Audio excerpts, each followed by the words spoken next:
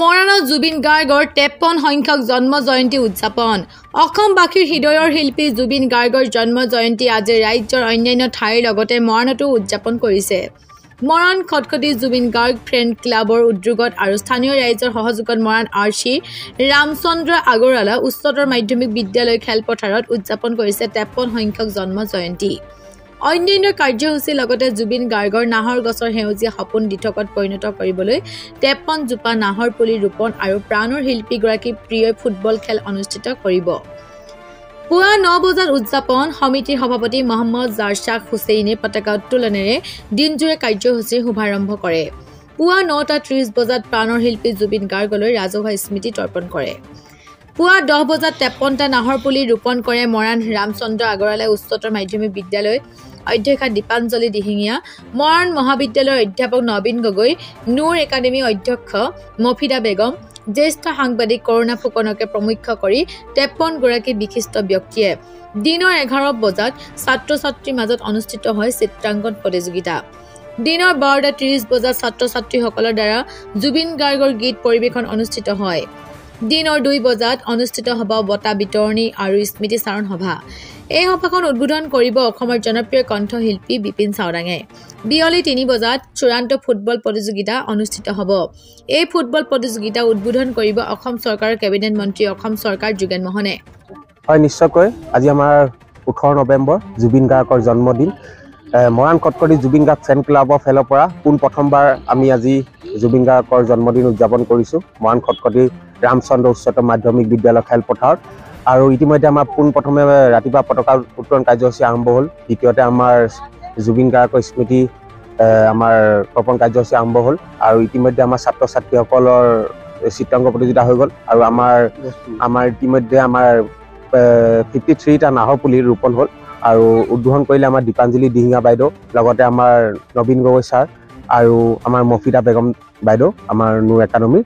আৰু খুব এটা আৰু আবেলিকে আমাৰ পিছবেলা আমি আবেলিকে 2 বজাত ফুটবল প্ৰতিযোগিতা আছে। ফুটবল প্ৰতিযোগিতা উদ্বোধন কৰিব অসম চৰকাৰৰ কেবিনেট মন্ত্ৰী যোগেন মোহন ডাঙৰীয়া, জনপ্ৰিয় কণ্ঠশিল্পী বিপিন চাওডাং ডাঙৰীয়া।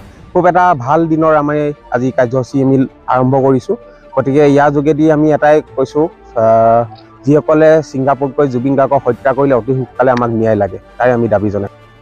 নমস্কাৰ, আমি মৰাণ খটখটি জুবিন গাৰ্গ ফেন ক্লাবৰ হৈ এইবাৰ আমাৰ জুবিন গাৰ্গৰ আমি মৃত্যুৰ পাছত আমি জন্মদিন আজি উদযাপন কৰিছোঁ মৰাণ ৰামচন্দ্ৰ আগৰৱালা উচ্চতৰ মাধ্যমিক বিদ্যালয় খেলপথাৰত।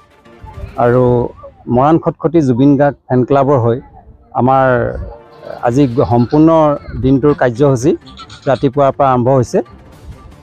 ইয়াৰ আগতে আমি এখনি ফুটবল প্ৰতিযোগিতা আৰম্ভ কৰিছিলোঁ যোৱা 10 নৱেম্বৰ তাৰিখে।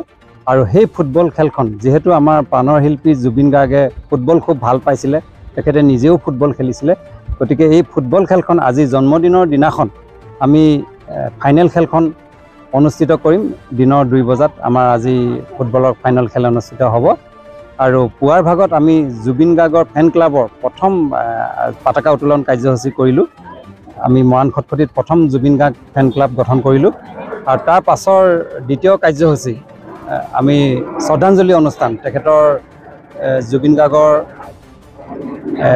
মৃত্যুৰ পিছত তেখেতৰ ফটোত আমি যিটো শ্ৰদ্ধাঞ্জলি দিওঁ, তাত আমাৰ কেইবাজনো বিশিষ্ট ব্যক্তিয়ে আমাৰ শ্ৰদ্ধাঞ্জলি তৰ্পণ কৰিলে। আৰু তাৰ পাছতে আমি বৃক্ষৰোপণ কাৰ্যসূচী, যিহেতু নাহৰ গছ জুবিন গাৰ্গ আমাৰ প্ৰাণৰ শিল্পী, তেখেতে খুব নাহৰ গছৰ কথা কৈছিলে, নাহৰ গছ ৰুবলৈ কৈছিলে। আৰু আমি 53টা নাহৰ পুলি আজি আমি ৰোপণ কৰিছোঁ আমাৰ মৰাণ ৰামচন্দ্ৰ আগৰৱালা উচ্চতৰ মাধ্যমিক বিদ্যালয় খেলপথাৰৰ কাষে কাষে। আৰু আমি ইয়াৰ শেষৰ কাৰ্যসূচী এতিয়া আমাৰ আৰ্ট কম্পিটিশ্যন চলি আছে। ক শাখাত আমি ক্লাছ 1ম শ্ৰেণীৰ পৰা 7ম শ্ৰেণীলৈকে ৰাখিছোঁ।